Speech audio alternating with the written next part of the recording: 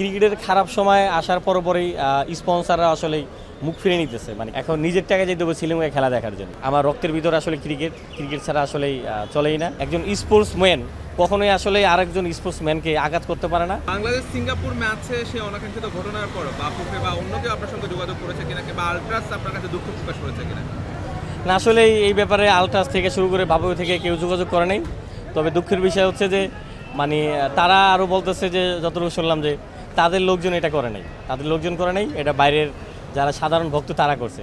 এটা আসলে আরও বেশি দুঃখজনক আমার কাছে, কারণ একজন সাধারণ ভক্ত কখনো এটা করতে পারে না। আর যেখানে ভিডিও ফুটেজ আছে সব দেখা যেতেছে যে তাদের ছেলে পেলে এগুলো করছে, এটা আসলে খুবই দুঃখজনক। মানে এটা রাজনৈতিক লোক যেরকম যে আসলে এই ঘটনা ঘটে যাওয়ার পরে অস্বীকার করে যে আসলে আমাদের লোক ছিল না, আমাদের লোক করে নাই, ঠিক আসলে সেম ওটাই দেখতেছি। তবে তাদের ভিতরে কিছু লোক ছিল ভালো পোলাপান যারা আমাকে সেভ করছে, আর তাদের ভিতরে আসলে বলবো যে কিছু খারাপ লোক ছিল যারা আসলে কখনোই বলা যাবে না এরা ফুটবলকে ভালোবাসে, এরা দেশকে ভালোবাসে। কারণ একজন স্পোর্টসম্যান কখনোই আসলে আরেকজন স্পোর্টসম্যানকে আঘাত করতে পারে না, মানে কুটাক্ত মানে কোনো খারাপ ধরনের কোনো অপমান করতে পারে না, যেটা তারা করছে। তা তাদের ভিতরে অনেক ভালো ছেলেপেলে আছে যাদেরকে আমি আসলে ফলো করি, যে তারা আসলে যখন ফুটবলে খারাপ সময় ছিল তখন তারা মাঠে ছিল, গলা ফাটাইছে বাংলাদেশ বলে। কিন্তু তাদের ভিতরে আবার কিছু ছেলেপেলে আছে যারা আসলে মানে এতটা জেলাস ফিল করে। আসলে ভাই কেউ তো কারো জায়গা নিতে পারবে না। আমি ক্রিকেটের মানুষ, ফুটবল খেলা তো সারা বছর নাই, আমি মাঠে যেতেই পারি। তা কেউ তো আসলে কারো জায়গা নিতে পারবে না। মানে আপনারা কি ভয় পেয়েছেন যে আমি আসলে আপনাদের জায়গা দখল করবো, আপনাদের জায়গা নিব, আপনাদের ফ্রেমটা আমি নিয়ে নেব? এটা কখনোই সম্ভব না। আপনারা যেই মানে আছেন, যেই উপরে আছেন আপনার, এটা আসলে আপনাদের জায়গায় কেউ নিতে পারবে না, আপনাদের ধারে কাছে কেউ যেতে পারবে না। আর আপনারা যদি এটা নিয়ে জেলাস ফিল করেন, এটা আসলে খুবই দুঃখজনক, মানে খুবই। তা আপনাদের আসলে দিন শেষে এটাই বলা ভাই, ফুটবল হোক ক্রিকেট হোক যেটাই হোক ভাই, দিন শেষে আমরা বাংলাদেশের, মানে আমরা একসাথে মাঠে যাবো, একসাথে গলা ফাটাবো, বাংলাদেশ। তো এখানে যেন আসলে কোনো ভেদাভেদ না থাকে। বাংলাদেশ দল শ্রীলঙ্কার উদ্দেশ্যে পাড়ি দিয়েছে, আপনি এবার যাচ্ছেন কিনা শ্রীলঙ্কায় বাংলাদেশের খেলা দেখতে? এবার হ্যাঁ, শ্রীলঙ্কায় অবশ্যই যেতেছি ভাই, তবে খারাপ সময় আরও বেশি যাবো ভাই। বাংলাদেশের ক্রিকেটের এখন একটা খারাপ সময়, যে কারণে চারিদিক থেকে আসলে যেই পরিমাণ মানে কথা শুনতে হয়। ওদিন যেরকম মাঠে গেলাম, মাঠে যেই পরিস্থিতির শিকার হয়েছি আমি, এতে আমার কাছে তখন মনে হলো যে আরও বেশি যাবো ক্রিকেটে, আর বেশি যাবো। আর মানে এই মুহূর্তে আসলে বাংলাদেশ যদি এত ভালো খেলতো, এত ভালো খেলবে, মানে যে তখন আসলে সবাই আবার ফিরত আসবে ক্রিকেটে, তখন আসলে সবার ভিতরে ক্রিকেট জোয়ার থাকবে, ক্রিকেট এই জিনিসটা আসলে খুব আমি চাই।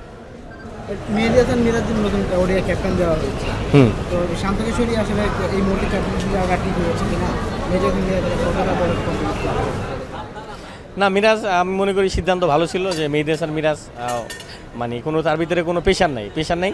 যখন আপনার ক্রিকেট খেলে, বোলিং করে, তখন ক্যাপ্টেন্সিও করে, রানও করতেছে, উইকেটও পেতেছে, ক্যাপ্টেন্সিও ভালো হইতেছে। তা সব কিছু মিলে আমি বলবো যে মানে ভালো সিদ্ধান্ত। টি-20 ক্যাপ্টেন আলাদা, টেস্টের ক্যাপ্টেন আলাদা, ওডিআই ক্যাপ্টেন আলাদা, ভালো সিদ্ধান্ত।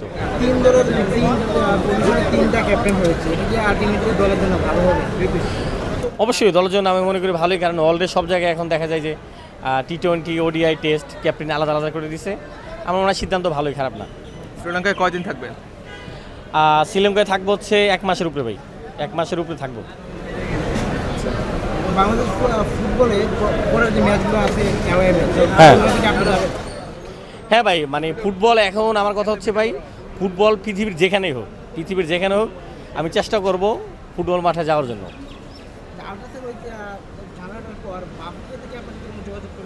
না, তাদের সাথে আসলে কারোর সাথে আমার সাথে কেউ যোগাযোগ করে নাই, এই বিষয়ে নিয়ে আসলে কেউ কখনো কিছু বলে নাই আমাকে।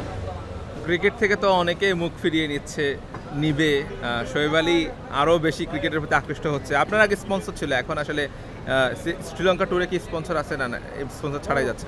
এটা আসলে খুবই দুঃখের বিষয়, দুঃখজনক যে ক্রিকেটের খারাপ সময় আসার পরপরই স্পন্সররা আসলে মুখ ফিরে নিতেছে, মানে ক্রিকেট থেকে যেরকম আমার কথাই বলি আমি, যে এই মুহূর্তে আমার স্পন্সর নাই। এখন নিজের টাকা যেতে হবে শ্রীলঙ্কায় খেলা দেখার জন্য, নিজের টাকা এখন খেলা দেখতে যাব। কারণ আমার রক্তের ভিতরে আসলে ক্রিকেট ছাড়া আসলেই চলেই না, আমার খেলা দেখতেই হবে।